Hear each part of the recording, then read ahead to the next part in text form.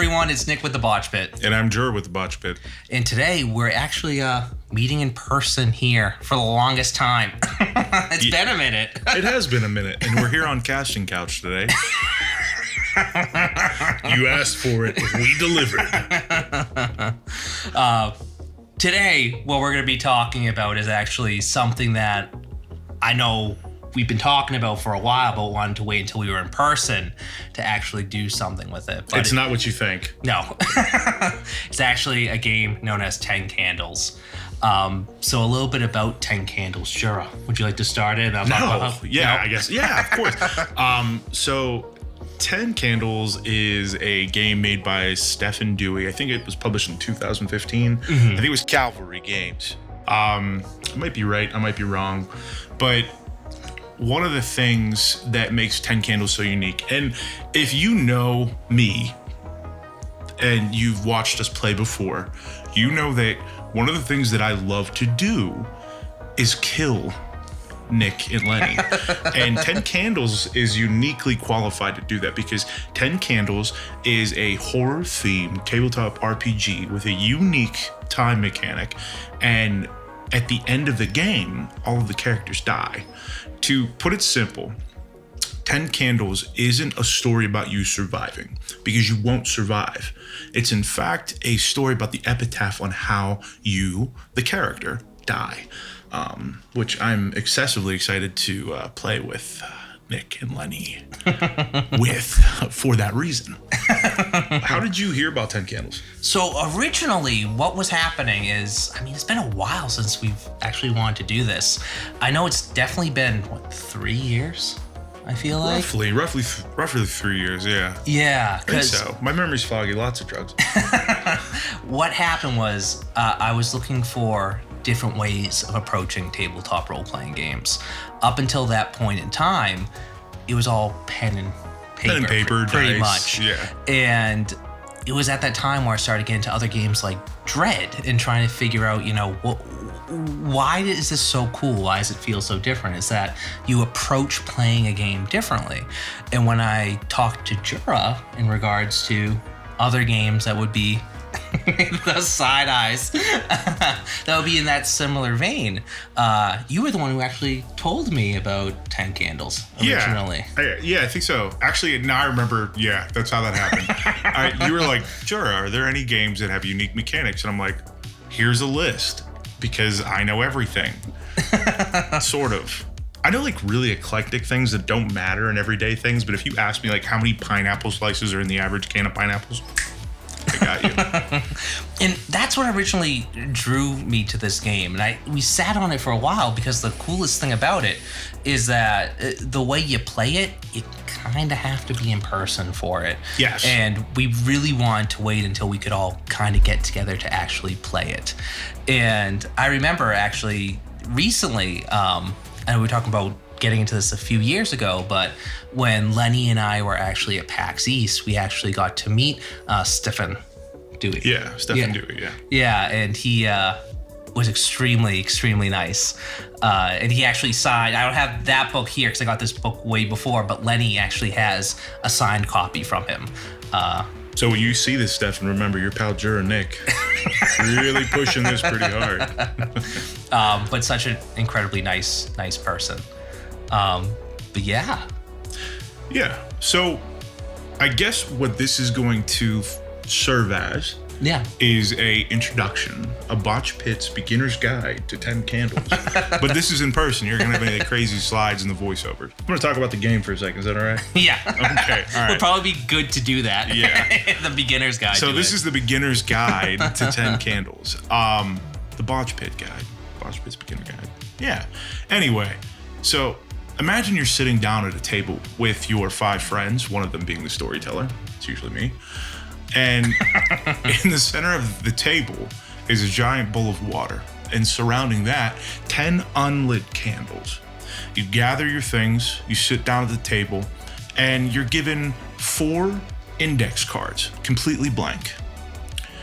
As you sit down, the storyteller gives you a primer of what the actual world you're going to exist in is. Now, what makes this game unique, well, one of the things that makes this game unique is that Stefan Dewey has pushed this game as a zero prep game. And while I mildly disagree with that, because some prep is necessary to have a story that really compels you to want to play, or at least a hook that wants you to play, this game, above all other games I've ever played, really emphasizes the change in narrative direction. And what I mean by that is, while I might be the storyteller, Nick also helps co-author this story. Now, how this works is very interesting. The 10 candles isn't just the name of the game. The 10 candles are also representative on the table by the actual 10 candles. Each one of these candles represents a scene. As characters fail dice rolls, a candle is extinguished, letting more darkness fill the room. And I can't emphasize enough how important it is to play this game in a very dark room. It adds to the ambiance. It sells the story. So going back to the theme of there being 10 scenes in the game, the light is not just a representation of the scene's ending. It's also a representation of hope. You see, each one of these candles also represents a dice that you, the player, gets to roll when conflict needs to be resolved. I'm going to get back to that shortly, but I think it's important to touch on character creation. If you're playing Dungeons and Dragons, or you're coming from a game like World of Darkness or Chronicles of Darkness, you're used to having a character sheet with itemized details dictating attributes and skills, some interesting traits, maybe a merit or two, maybe some shield or something that you might have in D&D. Yeah, some equipment or a dildo, like that. sword. Anyway, that's my personal thing. Anyway, so these index cards are what you take with you. Your character is made up of 4 things: a vice, a virtue, a moment, and a brink. Your vice is drinking, selfishness, something that creates conflict narratively. Your virtue is something that solves problems narratively. Your moment is what your character hopes to achieve in the session. The moment is important because if your character ever realizes the moment, they get their own personal hope dice, which is special because a normal success on a dice roll is a 6, but this succeeds on a 5 or a 6, adding just a smidge more of some success rate. And with those dice, it's a D6 dice system, correct? It is a D6 dice system, which you absolutely love and won't shut the fuck up about it. It's true. It's very true. So getting to the dice roll system, successes are only 6s. Ones are, how do you put it? A failure for you, but a boon for me. And what I mean by that is, in the 10th scene, when there are 10 candles still lit, anytime you roll a 1 in a scene and there are successes, you succeed as the player, but those 1s get taken away from you. You can no longer use them for that scene.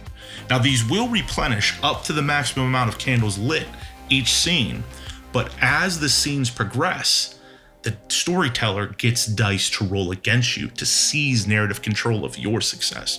For example, in the 7th scene, you have 7 dice to roll. I have 3. If you roll 2 successes and I roll those 3 dice and I get 3 successes, your action succeeds, but I get to add an element of mischief to the roll, which I really enjoy. Mathematically, as the game goes and the scenes progress and the candles dim, they're going to be shorter and shorter and shorter. For each time you fail with 0 successes and 0 1s on the board, 1s you can reroll, and I'll get to that, the scene progresses and some things get established. So, before we get into establishing scenes, do you have any questions on how this works? Well, what I really enjoy about this is that over time, as you begin the story, everything seems to be going your way. And then as everything ticks by and as the room gets darker and darker, you can actually feel it's going south really, really quick. Yeah. Yeah, and that's why I really think is awesome about this game is that the darkness literally engulfs you. Let's talk about the darkness for a second. So the darkness isn't just something that floods the room that you're playing in. In 10 Candles, there isn't a set narrative, but there are common thematics in each game of 10 Candles that you play. The darkness has shut the world down. There's no TV, no internet, scarcely any electricity. You're not sure why, but you hear stories of them, the things that lurk in the darkness that might be contributing to the end of the world. It's important to keep these things vague, never really paint a picture of them up front until the scenes start to darken. But these are the antagonists, maybe not the main antagonists, but they're the boogeymen that become part of the story. And as the candles go out and it becomes darker, not only do you feel surrounded by the cascading darkness around you, but the denizens that inhabit it from your game's narrative. Be still, my heart. And then what happens when the darkness finally wins? So this is probably one of my favorite components of character creation. You see, when you start to make your character, you come up with a concept first. For example, I'm playing Chris Dyer, a librarian in the city of Boston. And now it's time to pick a vice and a virtue.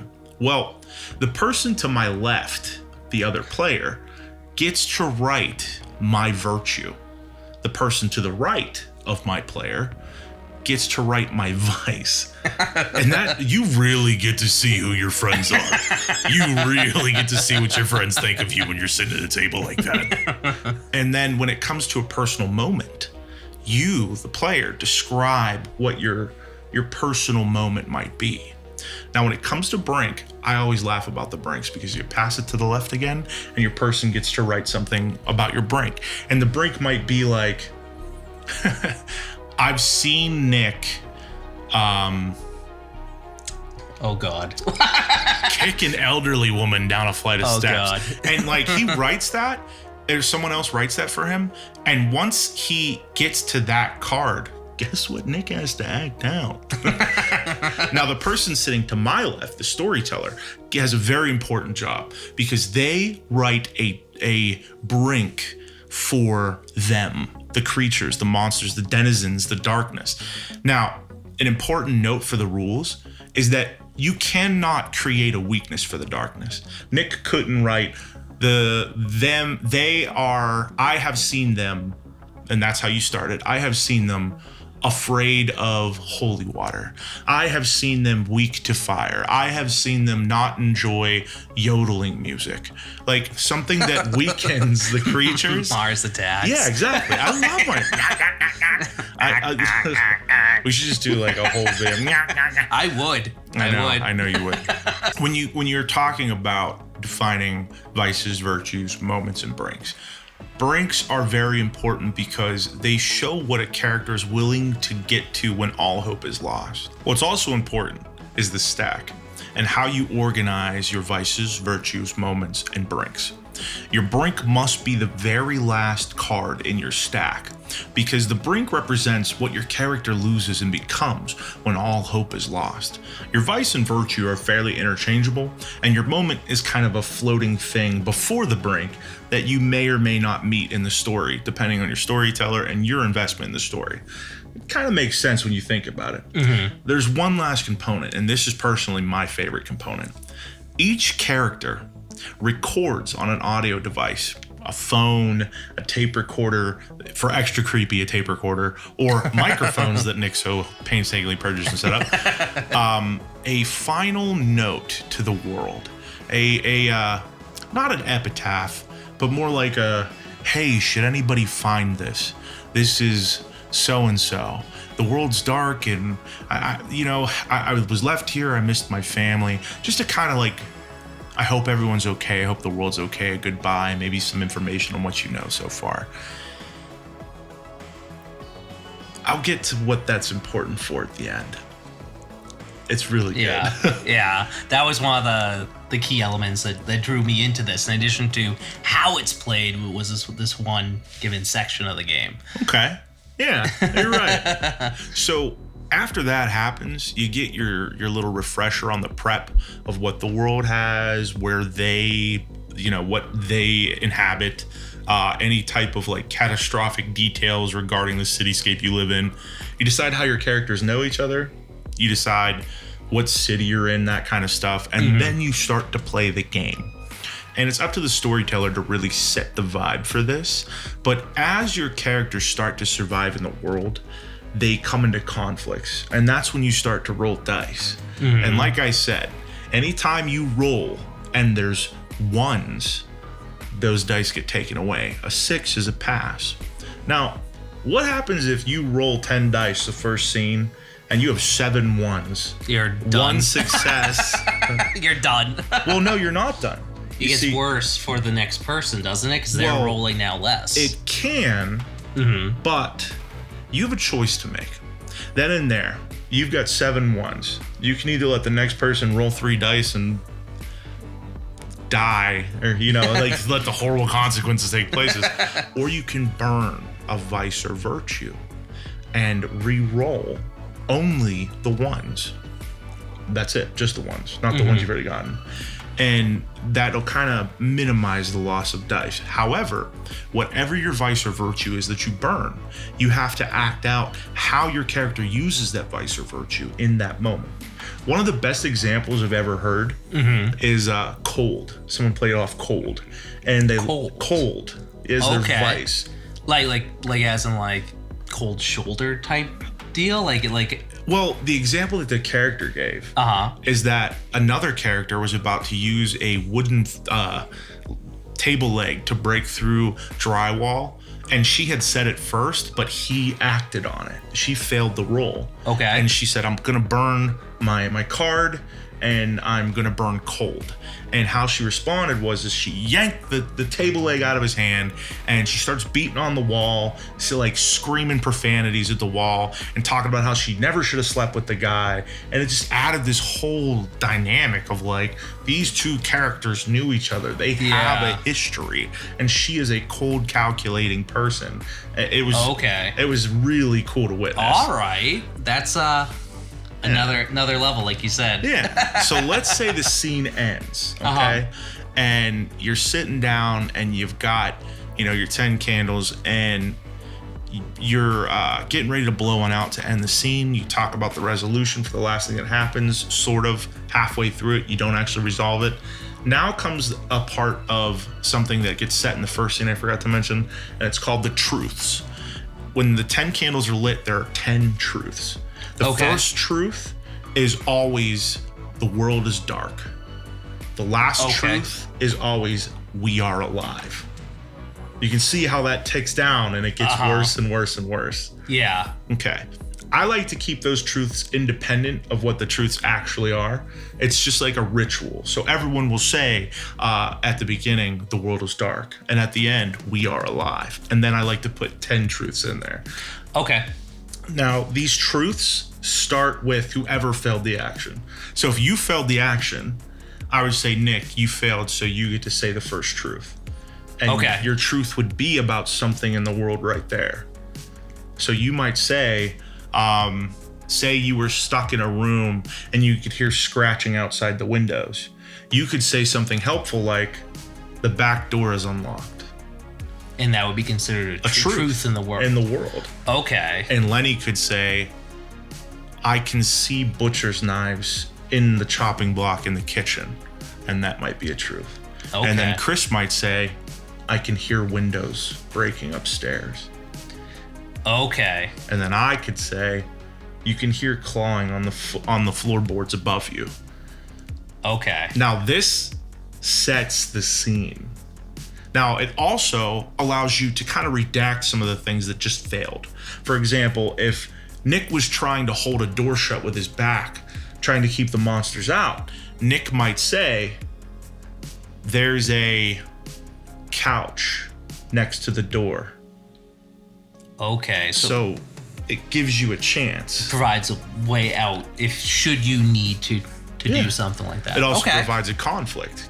Can you keep the door shut and get the couch there? Yes. And it's in this way that we co-narrate the story. As you fail, you blow the candles out, you go through the truths, and this continues on. Now, you might be asking yourself, Jura, how do I kill my players? Lots of ways. Lots of ways. But one of the rules in the book is a dire consequence. Now, it's up to the storyteller to define what the dire consequence is in most circumstances. He might have mercy on you and let you pick the way you get hurt. But not all dire consequences need end in a fatality. They could end in a vital resource being lost. Maybe the flashlight gets dropped and the lens shatters. Your batteries die. You're out of ammunition. Maybe the party gets split up, or you sustain an injury that may impede movement. When it's going to be a situation that there is a chance of death, it's really good for the storyteller to say, this is a dire consequence that may have a fatal ending. And you get to up the ante and choose if you want to burn those cards and try to get more successes. But what's important is, when your character dies, you work with the storyteller to make your character's death matter. The Botch Pit exceeds egregiously epic deaths. But there is one tiny bit of hope in the world as the shadow comes in. Let's say Nick has already met his moment and he has his hope dice, and Lenny's standing next to him, and these beasts claw through the door, and Nick's failed his roll and he can't get the couch over there because he's super thick and he just can't move that quick. And the beasts rip through the door and they get their hands around his neck and his throat gets slit and Nick's bleeding out. Nick can choose to give his hope dice, sacrifice himself instead of just bleeding out, and give his hope dice to Lenny. And now Lenny gets to hold on to that hope dice, symbolizing that his sacrifice meant so much to Lenny's character that Lenny holds that hope in his heart and gets to add it to his hope dice should he unlock it. That's cool. That's really cool. Yeah, this game's all about how you die. So the game's progressing. It's getting darker. You're starting to feel like the room's closing in on you and your characters aren't surviving so well. The last candle gets blown out and all is dark. The characters have died. I mean, that's the whole point of the game. That tape recorder comes in handy now. As you pass around the tape recorder and hit play, you hear the epitaph of the characters as they pass off into the darkness. And the world is dark, but we are no longer alive. It's brilliant. Brilliant. It really is brilliant.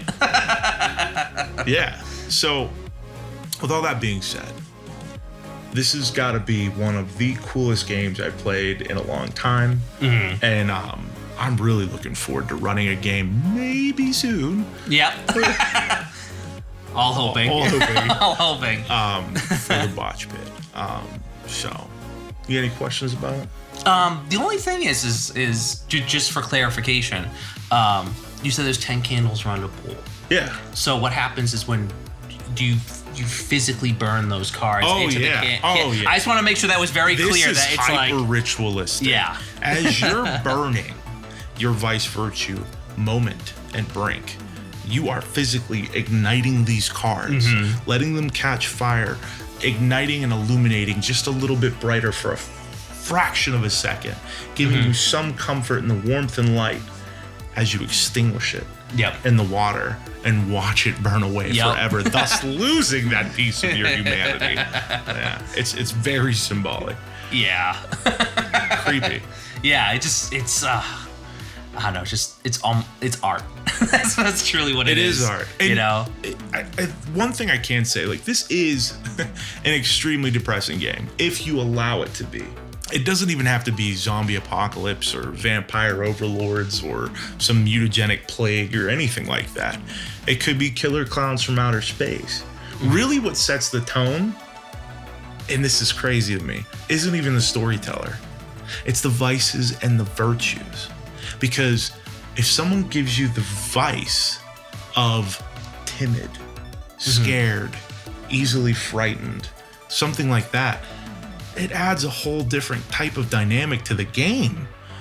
But if someone gives you, the vice of flicking every light on and off every time a different you enter type a room. of OCD. Yeah, that kind of changes how the story might go. Imagine a world where the darkness's monstrous denizens can't be around light, and you've got some OCD person over there flicking the light switch on and off, and every time they flick them off, they move 2 steps closer and they flick it on.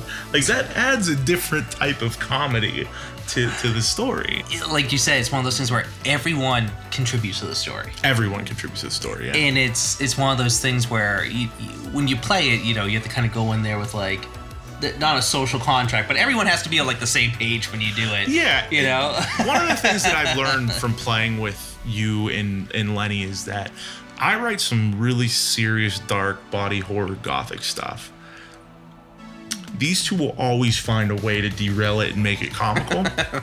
So you just kind of have to roll with the punches. Now, 10 Candles, what 10 Candles is, an amazing horror story with a tragic ending and a toolkit to allow players to explore and lead better role-playing sessions through interesting interactions and narrative story building. What it isn't is a heroic story of how your character makes it out alive. Yep. It is not that. You do not have 50 pounds of inventory. Your inventory spaces are limited to what you can carry on your body and your pockets immediately and what you find along the way. It is encouraged to sabotage your friends over if you can. I mean, make the story gripping. It's your story. I have had people talk about me running sessions with this weeks after we've played it. And part of it is that I'm an amazing storyteller and you should all, fall at my feet. The other part of it is how collectively you create a story. And that's what separates a good game from an okay game, and an okay game from Pathfinder is no shade thrown. It really lets the collective storytelling, and that's what storytelling is a group of people getting together and describing what happens narratively. And hats off to you, Stefan Dewey. It's an amazing example of what that is. I keep gesturing at the book. Your one job is to hold the book. Yeah, so that's 10 Candles. You got any closing remarks? It's been 3 years since I've learned about it, read it. It's been a minute since I've looked at it. I'm so excited to play it, and now that Jura is physically here, I can't wait to actually do this with him and the rest of the guys. I'm just so excited because finally, it's like finally here. It's almost here, but yeah. I get to kill you again. Again, it's art, and it's something that I feel like, or I wish that a lot more games would kind of do. A different approach to playing the game, different way you interact with each other, and it's just something that I love the symbolism and everything behind it as well. I really do look forward to it as well.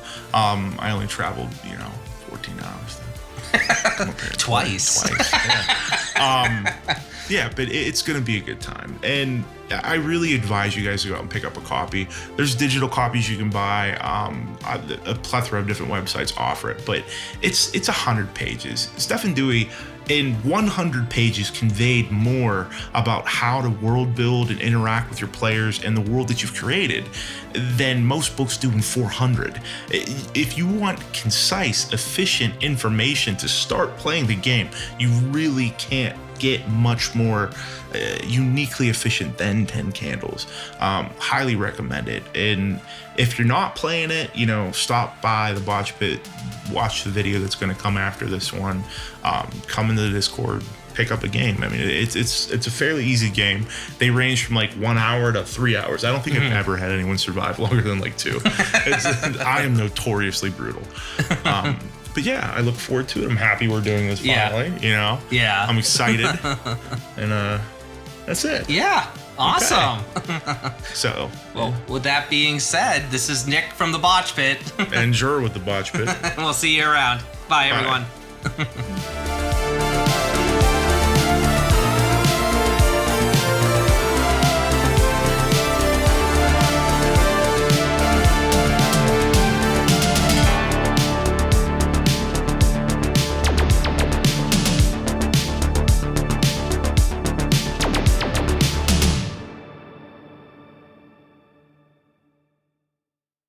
The darkness is coming for you.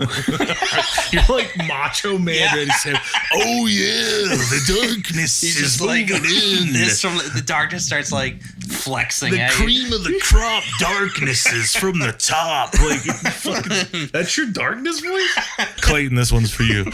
Oh yeah, the darkness really knows how to get it going. I hope he sees this.